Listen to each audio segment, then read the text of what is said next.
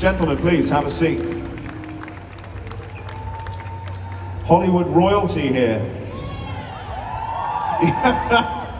Guys, how you finding Musical Con? This is unbelievable. It's absolutely unbelievable. The fans always make these events, and the fans are always way ahead of the companies. It reminds me, I was talking to somebody, I was at the very first Comic-Con in 1968. There were just a few hundred people there in New York. And now, of course, there's 40,000 people show up to these things. And the companies didn't have any idea what this was going to be like. So as great as this is this year, next year is going to be totally insane. Yeah, who's coming next year?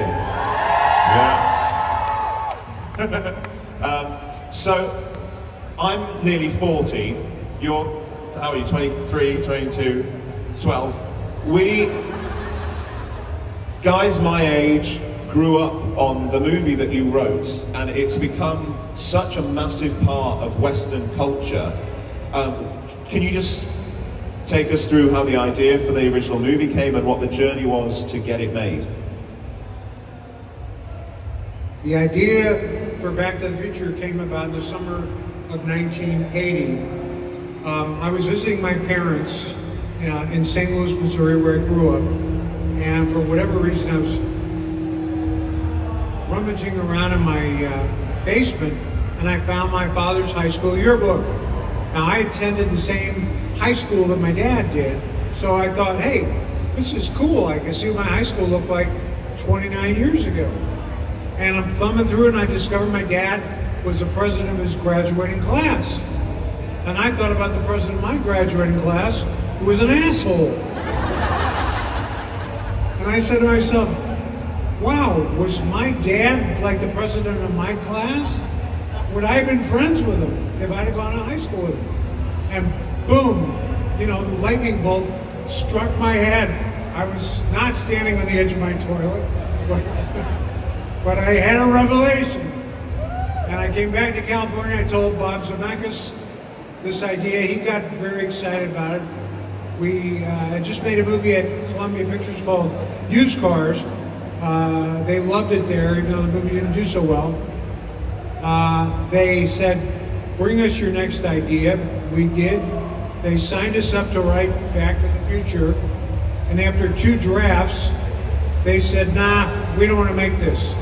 You guys take it, set it up someplace else. It was a 3-year process, over 40 rejections. This is one story I always tell aspiring people, whatever they're doing, don't let rejections get you down. Because, especially in show business, rejection is a way of life. And even in the show, Roger, Doc Brown has the most moving song in the whole show, Dreamers, and it's all about that. So, finally, after Bob Zemeckis had the hit of Romancing the Stone, everybody and his uncle wanted to be in business with him. The movie he wanted to make was Back to the Future. We set it up with our pal Steven Spielberg at Universal, and after some rocky casting things, we finally got Michael J. Fox in it, and the rest, as they say, is history. It must be hard to avoid puns with things like the rest is history when you're talking about this show. Well, we can actually say it and mean it. Yeah, yeah. Roger, this is your West End debut. How have you found London, and are there any differences between your Broadway experience and your West End experience? I don't want to leave. That's how much. No, it's been fantastic here. The audiences are extraordinary.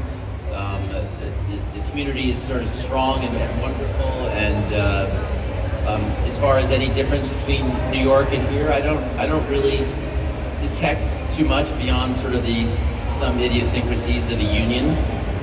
But other than that, it's been fantastic being here, and because also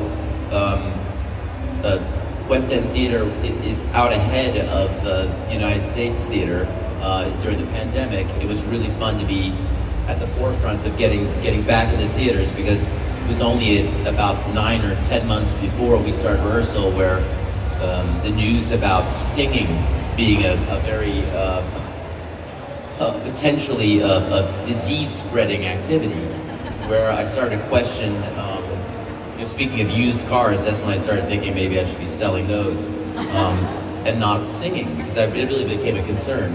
So we got to go in here, and we got to go in here early, and it was very deeply meaningful to me to be here and with such amazing people. And you guys are extraordinary fans of musical theater and of our show. So I'm so grateful, and we're all so grateful.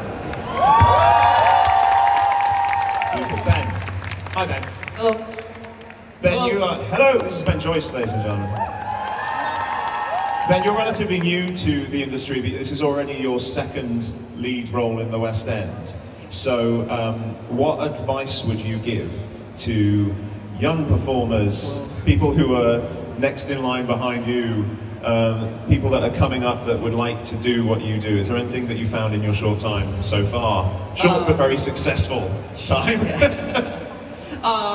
It would probably be very similar to what Bob said. You know, rejection. One rejection isn't anything, and you could have 40 rejections, and you kind of just need to keep going and have that dream, because I had that dream of getting to the West End and being in these incredible musicals.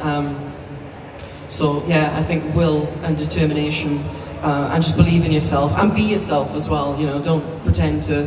Don't fit a category. Just be your true self and be kind, and life will, take you to where you want to be. And I hope I've been kind enough to get to this place as well. But yeah, be kind and be yourself. It's great advice, man. It's great advice. Bob, this movie is obviously transitioned to the stage. What differences, what challenges, what opportunities do you think there have been to taking such an iconic movie and getting it onto the stage in such a successful way? One of the things that Bob Zemeckis and I were always aware of is that theater is its own medium. It's not cinema. And we have seen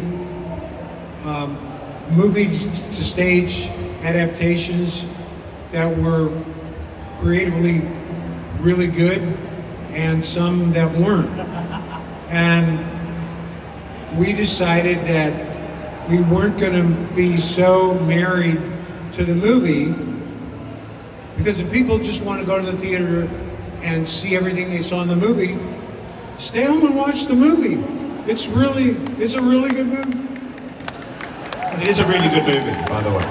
Yeah. But we wanted to give people a different experience, where we want to retell the story, but use all these wonderful tools and paintbrushes that we have, which of course is song and dance, and what we can do on the stage.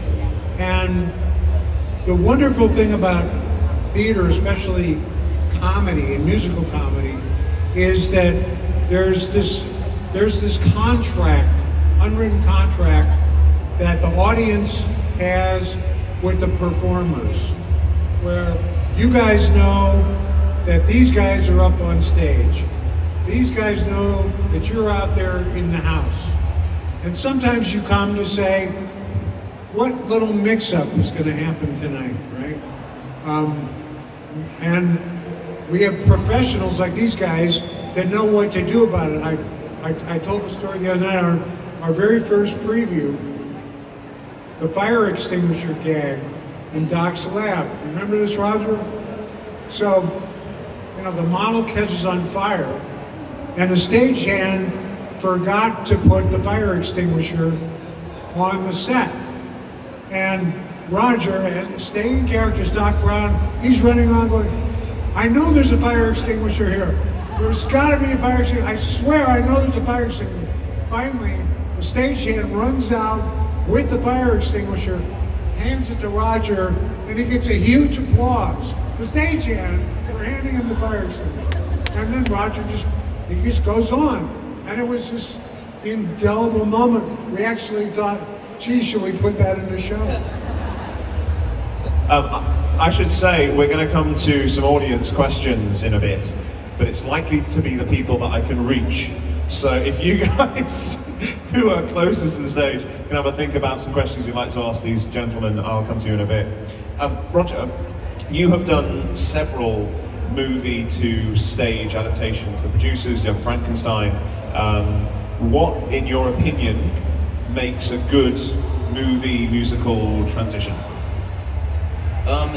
In my limited experience doing this, it helps when in the context of the film that we're trying to make into a musical, if music is a part of the world. So in the instance of The Producers, it was sort of a perfect match because Max Bialystock and Leo Bloom are trying to put on a musical that is a guaranteed failure, flop. So that when you have music as a background context, and in Young Frankenstein, if you recall, I think there was a violin that you would draw the monster back to the castle, and of course in Back to the Future, Marty is an aspiring rock and roller, and I've always actually thought that Doc Brown was an aspiring rock and roller too, in his own little way, and that's one of the reasons why we become such good friends, I think, because we were both a little fringy, you know what I mean? So I think that usually with the music as part of the context of the movie, it's an easier transition than a world that doesn't have it, in my opinion, although certainly there have been many, many exceptions to that. Great. Ben, you've recently joined the company. How long have you been doing it now? I think I'm coming into my 10th week. Right, so we're settled now. Yeah, it's nice. Well, I hope so. Yeah. We're getting there, right? Yeah. Yeah, we're settled. Good. Is there a particular part of the show that you find most exciting, most challenging, most fun? You have a favourite part? Ooh, I mean, the whole show is quite challenging because it's, speaking from Marty's point of view, it's like I don't stop. I'm running around the whole time, and I'm wearing so many layers. I'm wearing that gilet. You should see me. I'm like dripping. Some of these people sweating. have got your gilet, by the way. There's quite a few here. It's quite warm under some lights, Yeah. isn't it? Yeah. So it's quite challenging in a sense. But my favourite part would have to be the clock tower scene towards the end of the show when Doc's getting Marty back to 1985. Because for me, anyway, when we first started teching it, I truly felt like I was in the film. It's so real, and my heart is pounding because I'm like, I feel like I'm absolutely, definitely going to get back to 1985 in real life. So that is really exciting, and obviously, if you see the show, the effects and the lighting design, the sound design, everything involved it's so exciting, and being on stage doing it, I don't know how you feel, but my heart is literally going at 88 miles per hour. Love it. Good. Branding. Love it. Good. Yes, always. Roger, when you're taking a part that is so well known and has been played in a movie, 3 movies by Christopher Lloyd, what angle did you take to bring it into your interpretation of it and bring it to the stage? Well, I mean, first of all, I'm not an impersonator, really. No, not at all. Although I think the people that would do that as a choice is kind of fun too. Inevitably, it's going to be you up there, and we don't have film editing, so a lot of times it's you on stage in moments that you'd never see in the film because the directors cut away in the movie. But the things that I lifted from Chris's incredible performance was some of the comedic parameters that he set.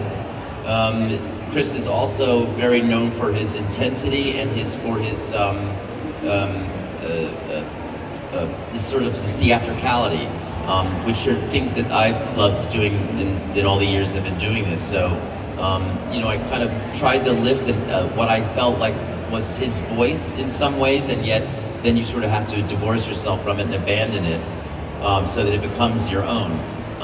But there were things that he set for me in terms of and taught me that were just enough and taught me about what world I could be in, and also what the audience expects of Doc, which is surprising behavior, which I think Chris always delivers, and animation, and a giant heart as he, deals both with his own stuff about being a successful inventor. After all, very early in the show say, I lost all of our family money making the flux capacitor, which, I don't know, if you take that rather seriously, it's a lot.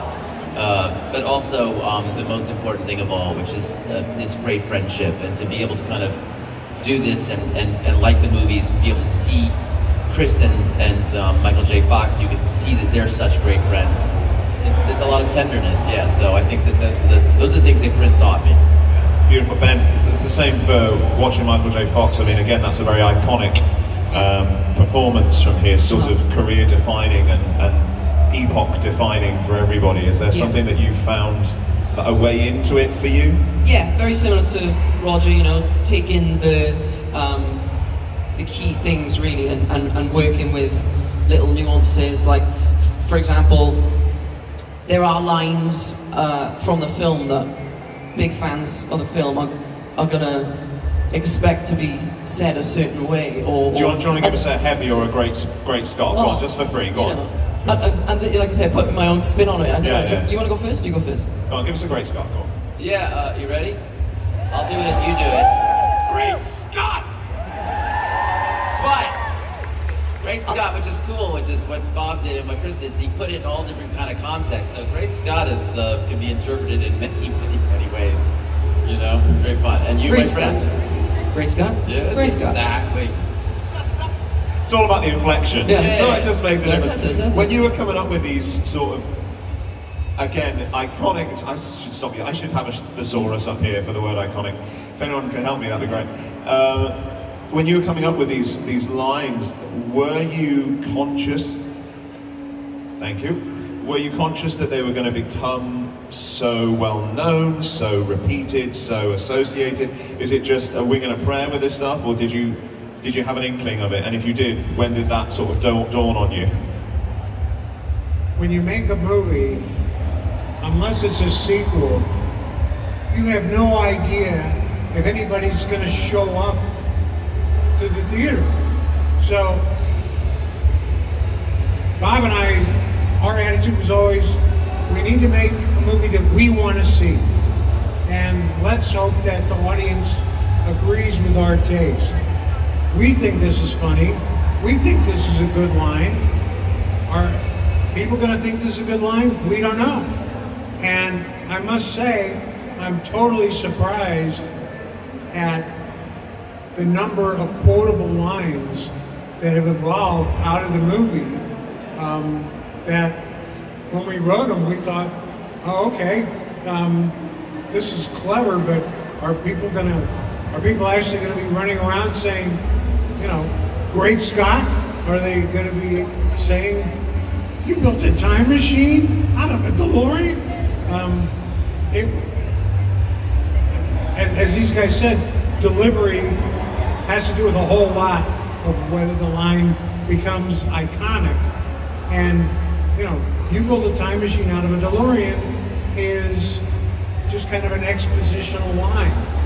But the way Michael J. Fox delivered it, and the way that Ollie Dobson and now Ben delivers it, and the way that all you guys do it when you're saying it, that makes it iconic. Right. Has it dawned on you, or at what point did it dawn on you that you'd done something pretty good and that it was going to have a life after the opening weekend at the box office? There were two things that told us that the movie was going to be a hit. And again, we have to go back to 1985. The way that they released movies was a lot different than they do today. We opened in about 1,000 theaters, and our second week box office was higher than our first weekend box office. So that meant that people were telling their friends, oh, you gotta go see this, you gotta go see this. Also in the States, there was a publication called Mad Magazine. It was kind of like British publication Punch, where they would satirize everything in popular culture. When Back to the Future made the cover of Mad Magazine, we said, okay, we've crossed over, we are now part of the culture. It's amazing. I'm going to come to you guys in a second, but I want you guys to think about a question that I've got for you, that if you could go back to any year in history, what would it be, why, and what would you do? So you guys have a think about that. Right, has anyone got any questions to these gentlemen? Yes, I'm assuming you do, yes.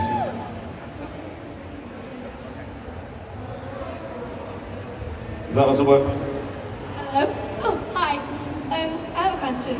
What has been your favorite aspect of creating the show, the process, I guess? What was your favorite aspect of creating the show?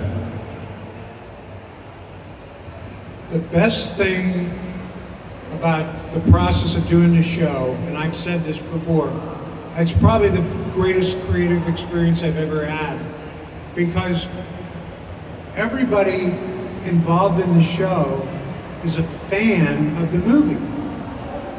And so they came on board to help us translate the movie to the stage with love in their hearts. And they all had the same attitude. I get to help put Back to the Future on stage. And then they would say, oh my God, I've got to help put Back to the Future on stage. I can't screw this up. But just feeling the passion and the love that everybody, from the cast to the production designer, to the lighting designers, to the director, every single person, the producer. I mean, Colin Ingram is the producer of this show because when he saw the movie at 14 years old, he said, I got to learn how to skateboard. He loved the movie. So he was the perfect producer for this because he wanted to get it done right, and that's the attitude that everybody had. Let's make this as great as we can because we love the movie. Yeah, I can equate to that. Back to the Future is the reason I learned to play the guitar. That's the only reason I learned. That Enchantment Under the Sea dance scene at the end where he plays Johnny B. Good. And my name's Johnny, and I was like, oh my God, he's thinking about me. I was... John Mayer. The same. He has the same story. He learned how to play the guitar because of the Johnny B. Good scene. Yeah. That was the first riff I learned to play. Badly, and I'm still bad. But that was the point. Okay, how long did the process of putting the musical together take? Were you involved with it quite early? Yeah, it's been a while. Do you want to tell us about your experience of that, Roger? In 2015, Oi.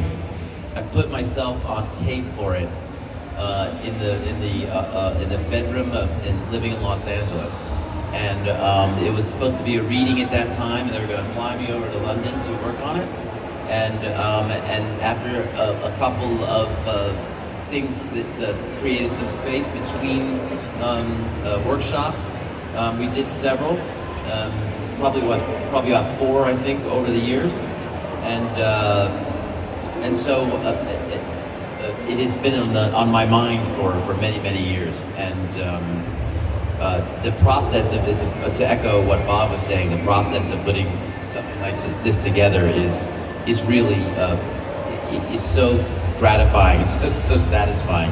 Every day was kind of an adventure, particularly at the outset, as we were really making choices about what could work and what's not going to work as well, and doing different things every single day. So it's been a long and wonderful journey. Yeah, and you guys won Best Musical at the Olivier Awards, right? Ladies and gentlemen, the Best Musical at the Olivier Awards. That's a big deal. That's fantastic. Okay, does anyone else have any questions for these gentlemen? Yes, hello. This is kind of more for the actors, but if you weren't in Back to the Future the musical, what current West End show would you want to be part of? If you weren't in Back to the Future the musical, what current West End show would you like to be part of? You know, I love the, I'd love to play the middle section of the tiger in Life of Pi. it's always been a dream. Yes, Ben? Yeah, I'd be the back end. Right, okay, Yeah. good. You guys are so comfortable being a double act, you're going to be the hind and middle of the right. Yeah. Cool. You can't break us up now. Bob, would you like to be in a Western musical at the moment?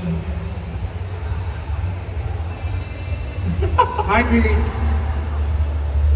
be the guy backstage at the door, letting people in or telling them to get the hell out. The stage door opted. He's really what the guy with all the power, let's face it.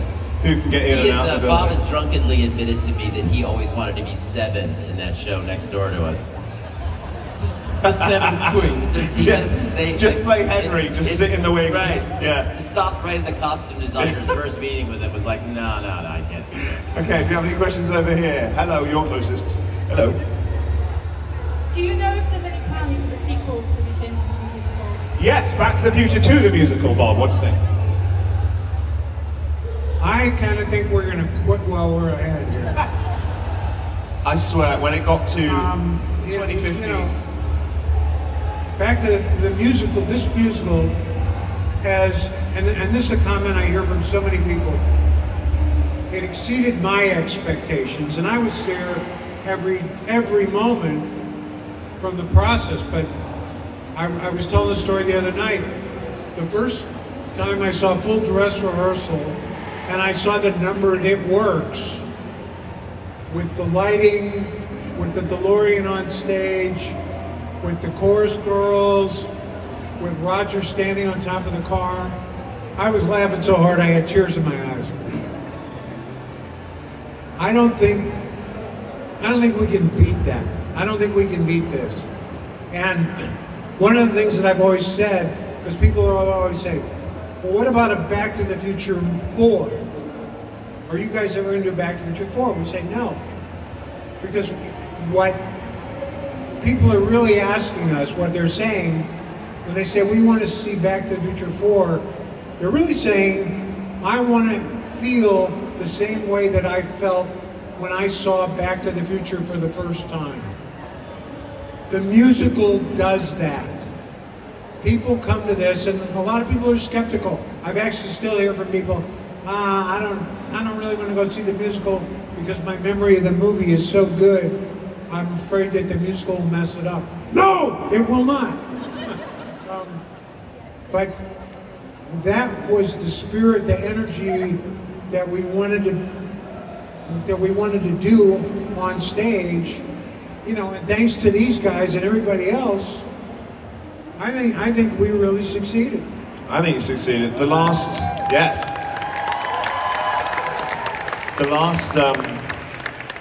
the clock tower scene, the last sort of 20 minutes of the show really does deliver the same sort of a serotonin and adrenaline that the movie makes you feel. And when I watched it with my daughter, we were sitting there, and I'm obviously a massive fan of the movie, and she'd seen it because she's only a child. So we showed it to her a couple of times, and I looked over at her and she was bouncing in her seat. She was so excited about it, so it really does deliver. And that's obviously something that you're proud of. What were the challenges in making sure that that happened from an artistic point of view, from a writing point of view, from a technical point of view? Were there specific moments you had to hit? Were there obviously lots of discussions? Oh, there were tons of discussions, and this being the first time I've written for the stage, I wrote it a certain way, and I said, I don't have a clue how this can be pulled off. Sure. And I'm going to let smarter people than me try to figure this out.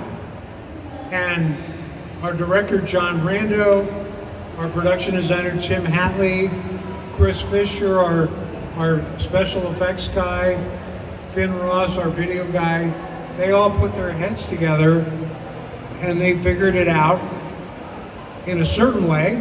And then we put it on stage in Manchester during the preview process, and we kept on tweaking it. And if anybody was there in Manchester for the first preview, the clock tower sequence was twice as long as it is now, because we didn't know. How's it going to play? What can we cut? How much will the audience go with this?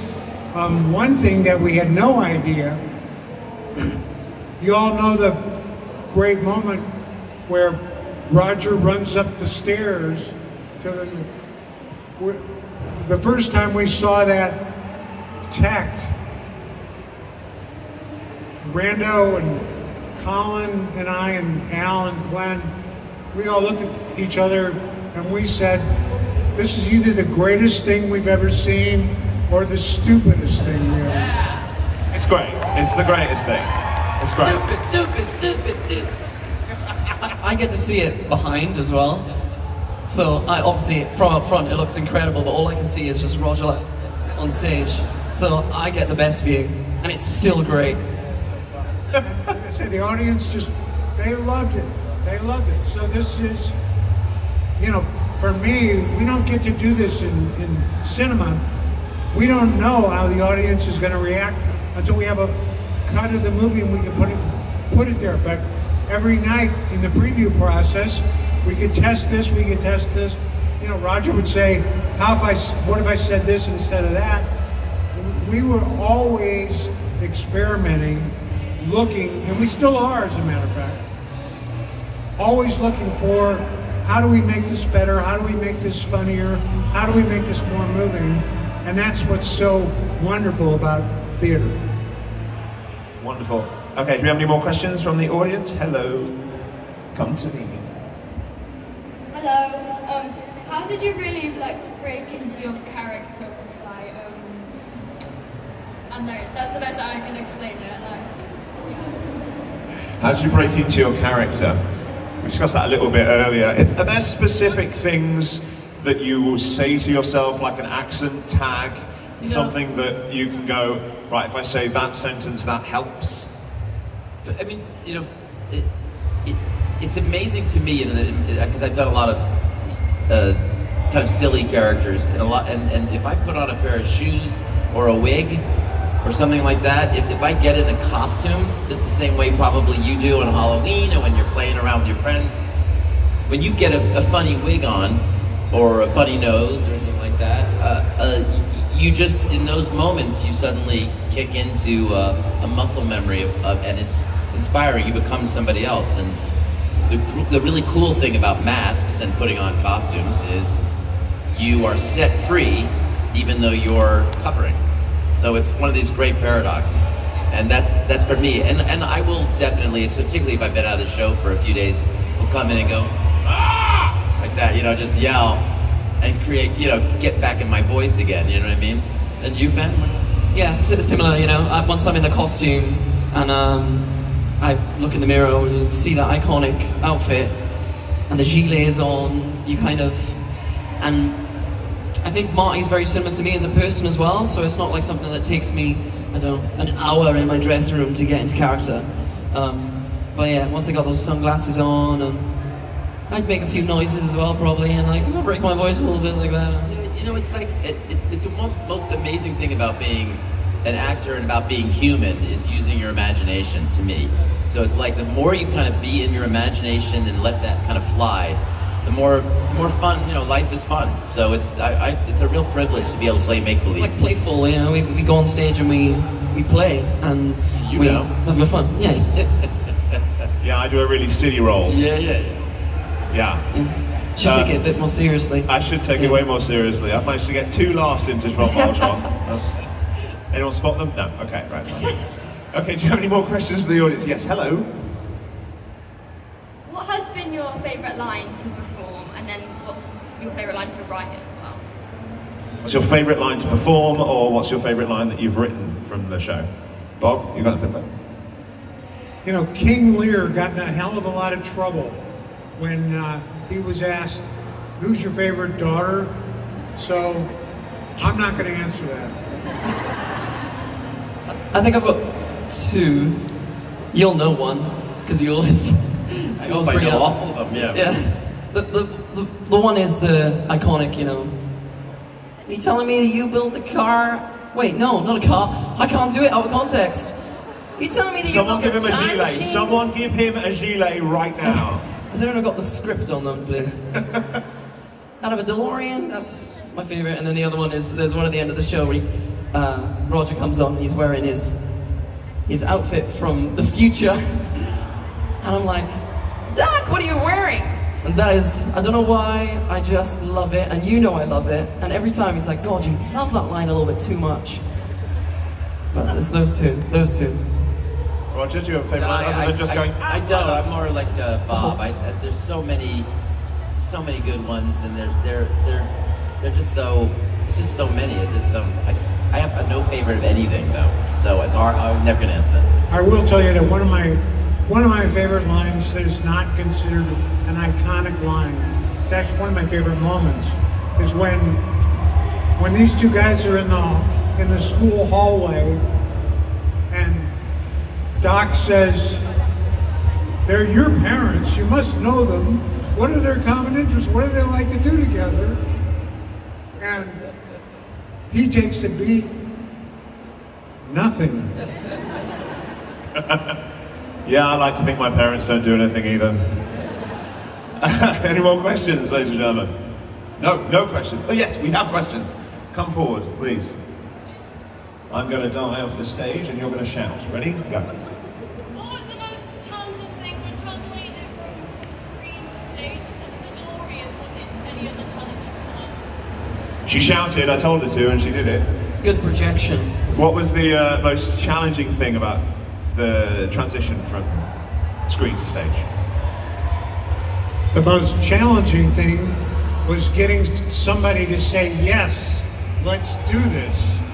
Because just like the movie, the script was rejected over 40 times. You know, Roger says he's been involved with this since 2015. Bob Zemeckis, Alan Silvestri, Glenn Ballard and I have been working on this since 2006. And we would take this project around to various producers and we would get two answers. One of them was, Back to the Future, you could never make a musical out of that. Or, well, maybe you could do it, but we'd never let you guys do this. You're movie guys. We need theater guys. So it took till about 2012, 2013, when Glenn Ballard had worked on Ghost, produced by Colin Ingram, and Glenn came to us and he said, I think I found the perfect producer for Back to the Future. And we met Colin and his attitude was just, yes, let's do this. It's great. Musicals do take a very long time to develop. I think people don't realize that they can take decades in this case. And will there be changes when you move it over to the States? Are there things you're going to adjust? Or is the show sort of set as it is now? It will basically be the same show. There'll be technical things that we will do because of the dimensions of the stage, and the wings are going to be different. I think we get to have a little bit more storage space. We may block the scenes a little bit different. For those of you that saw the show with Ollie and then have seen the show with Ben, we made a couple little trims and tweaks to the show. One of them was that in the United States, peanut brittle is a very well-known type of candy, and it's not very well-known over here.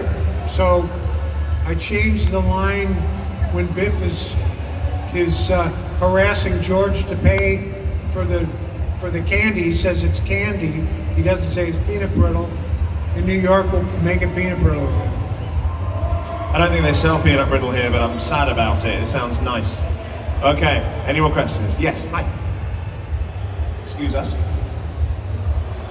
Hi, do you have any pre-show rituals before you actually do the show?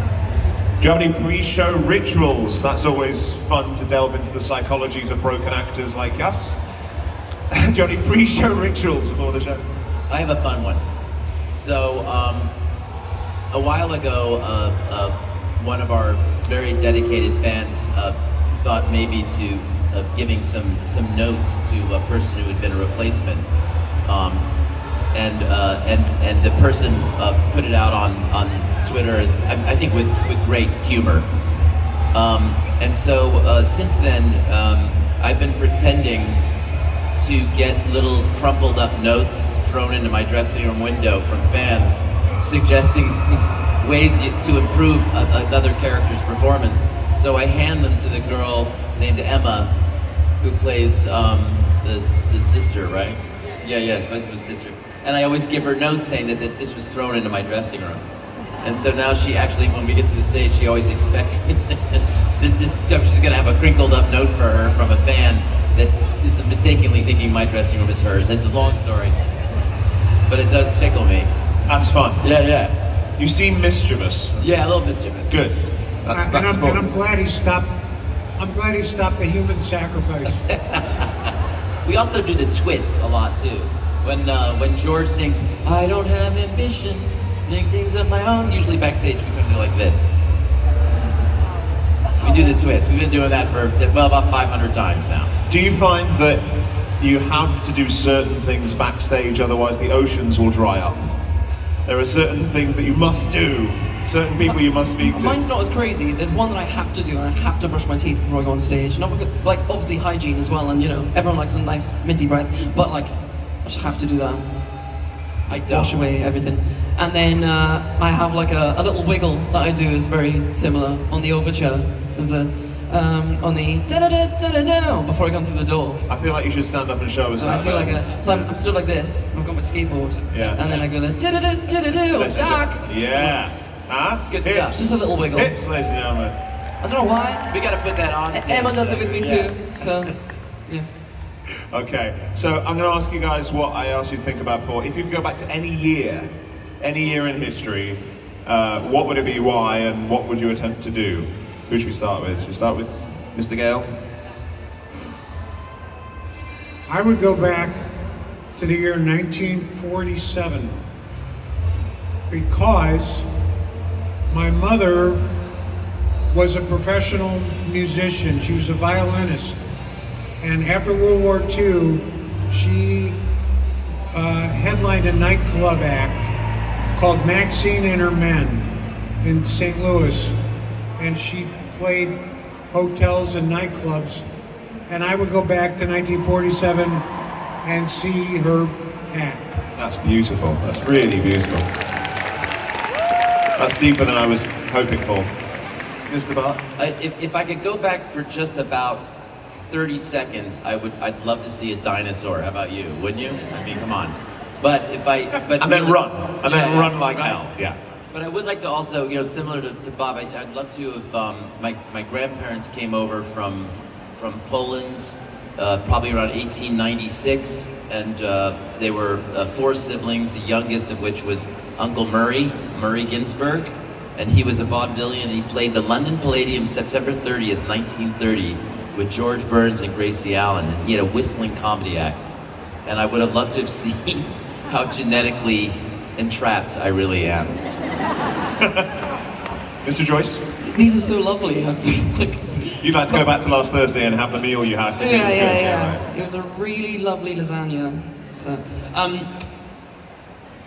I actually think it's 1985, which was the Live Aid concert. Oh, yeah. In Wembley, or the old Wembley then, wasn't it? I love everything, you know, 80s pop, rock, Queen, love it. So, I know mine's not as sentimental and as lovely as yours, but I would love to have seen that concert. So, Live Aid, 1985, I think it was 1985. Yeah, sounds Yeah. about right. Brilliant. That's it. Ladies and gentlemen, please give a warm round of applause for our special guests here. We're going to have a very special performance from you two gentlemen. Would you like to hear them sing? Okay. We're going to have a special arrangement of the Huey Lewis and the News song Back in Time. If the sound department are ready for it, guys, take it away. Do that little thing with your Okay, hands. let's do. Yeah. Come Come on, dreamers. It's like a longer intro. Hey. Tell me, doctor, where are we going this time? Is this the 50s or 1999? All I wanted to do was play my guitar and sing. So take me away, I don't mind, but you better promise me to be back in time. Gotta get back in time. Know that future on one road of life. Better remember, life ain't never strikes twice. Please don't drive me to Yates. Don't wanna be late again. So take me away, I don't mind, but you better promise me to be back in time. Gotta get back in time. We gotta get back in time. All I wanted to do was play my guitar and sing. So take me away, I don't mind, but you better promise me to be back in time. Back in time. Back in time. We gotta get back in time.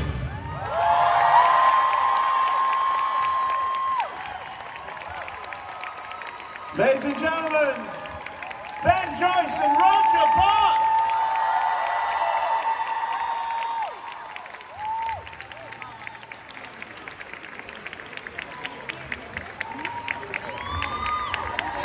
We'll see you again soon.